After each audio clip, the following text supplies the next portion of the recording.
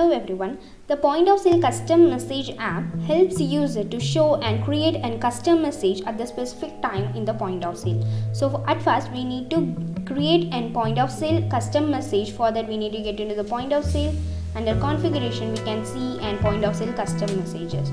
From here we can create a new custom message by using the new option to create a new one, and these are the custom messages which are already created. Let me get into the one of the custom message that I have created, and from here we need to give a message type. So there are three options in the message type. One is an alert, warning, and also the information. We need to choose any one of them, and from here you can see the title, and also we can give the message text as well, and also we need to give the timeline, like when it will be show the pop-up. You need to give the timing right away here, and from here you can see the point of sale configurations need to be done. So I have made these changes in those two others that I have created. Okay, so once this is done, we need to give, that is user need to select the custom messages from here itself.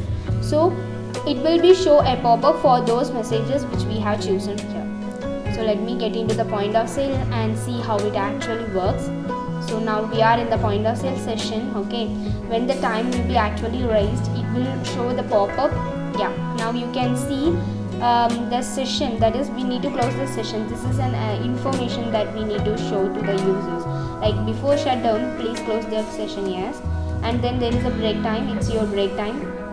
This pop-up is also raised, and also there is a warning message, that is please be present in the meeting room. So this is the one that we have created. So in this way we can make use of this module to show a custom message at the specific time. Thank you for watching.